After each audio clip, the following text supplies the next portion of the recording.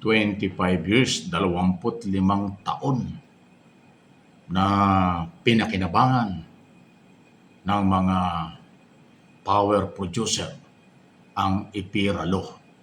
Batas na naging dahilan kung bakit nagkaroon ng system loss or pass-on ipinasa sa consumer ng mga Pilipino, Luzon, Visayas, Mindanao. Hindi lang ho dito sa Luzon at Metro Manila.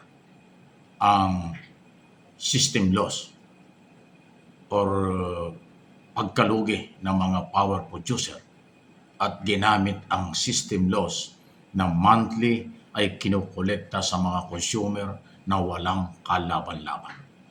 At ito po yung nakapagtataka, real talk lang po, dito sa Mike Abby Opinions. Bakit tumagal ng 25 years? Hindi nagising ang mga congressman noon at mga senador. Maging ang Department of Energy at Energy Regulatory Commission at ang mga dating naging Pangulo ng Bansa. Kung 25 years yan, di 1990s. Ito po kasing IPIRA Law, naging batas nung Ramos administration dahil talagang merong matindi tayong crisis sa elektrisidad nung pag-take over ng Ramos administration dahil malawakang brownout ang iniwan at naiwan during Cory Aquino administration.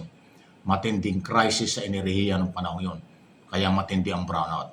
Gumawa ng IPIRA Law, batas para ho maibisalba ang malawakang shortage at brownout ng bansa. At doon sa IPIRA Law, doon po nagkaroon ng malaking pagkakataon at kumita talaga ang mga power producer dahil wala nga silang pagkalugi na ipoproduce nila ang supply ng enerhiya sa bansa. Pero wala silang lugi dahil yung mga nawawala na kanilang naipoproduce ay ipinasa sa consumer. Yun yung system loss na ating naranasan.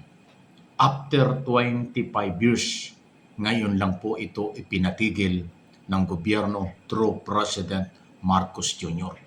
Pagkatapos sinasabi pa ng mga anti-Marcos mahina itong Marcos administration.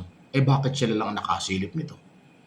Bakit walang ginawa yung ERAP, Gloria, Aquino, at Duterte administration?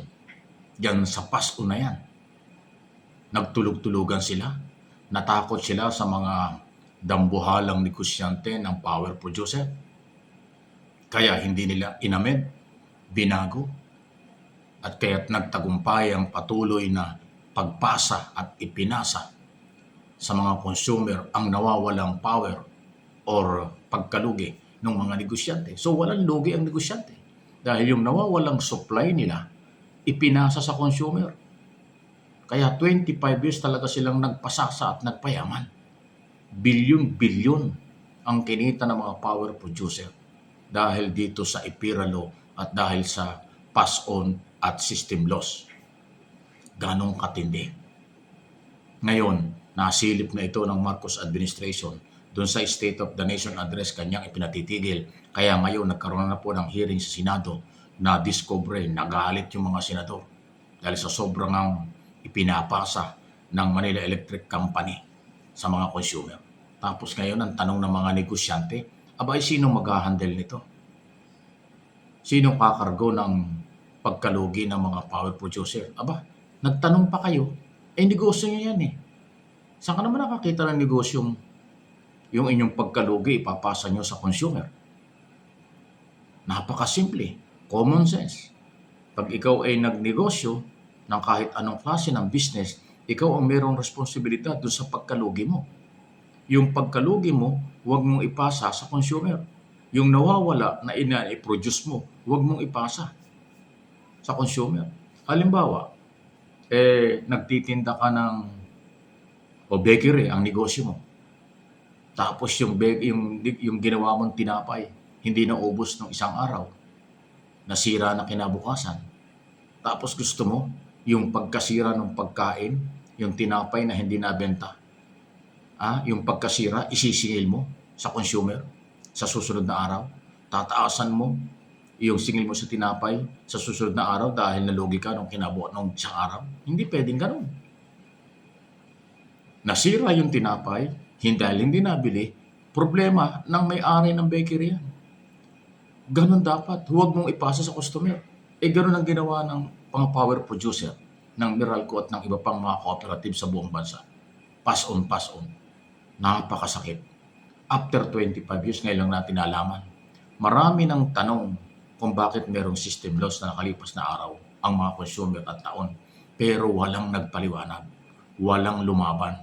Hanggang daing lang, hanggang sakit ng ulo ng mga consumer. Maraming ang consumer nagtipid ng pagkain, makabayad lang sa ilaw kasama yung system loss na wala naman silang pananagutan doon. Kaya yung mga negosyante, power producer, pakapi-kapi, pa-relax-relax kasi talagang paldong-paldo sila. Walang lugi.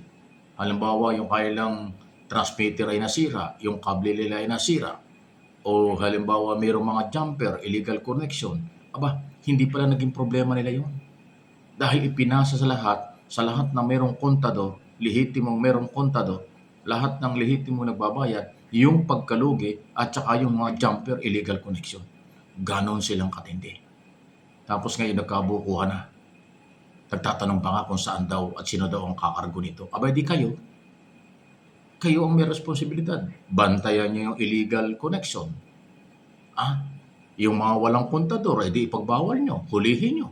Yung mga nagnanakaw ng kable, nagnanakaw ng kung ano mang inyong mga facilities dyan, di bantayan nyo. Magdagdag kayo ng manpower para bantayan yan. Huwag nyong ipasa. Nakarelax lang kayo. Dahil nga, ipinapasa nyo ang inyong responsibilidad at pananagutan sa inyong mga negosyo. Ganyan silang kagarapal for the past 25 years. Kaya salamat kay Pangulong Marcos na silip niya ito at pinatitigil ito. Ito yung presidente lang na minamahina nyo pero nagawa at ginagawa yung para sa bayan. Lahat tayo ay consumer sa elektrisidad. Lahat tayo ay biktima. Hindi tayo nabigyan ng proteksyon ng mga nakaraang gobyerno. Ngayon lang gobyernong ito may pag-asa tayo dahil ipinatitigil niya. Pinaamin niya, inutusan niya ang Kongreso at Senado, Philippine Congress, upper and lower chamber, amyendahan ang EPIRA law na nagiging dahilan ng system loss.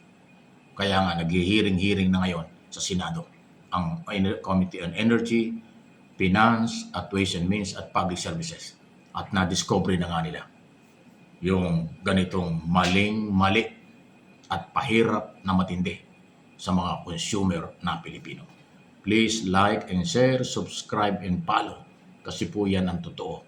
For information, for education, ang ating mga topic. Yan ang aking interpretation, opinion, base sa kaganapan.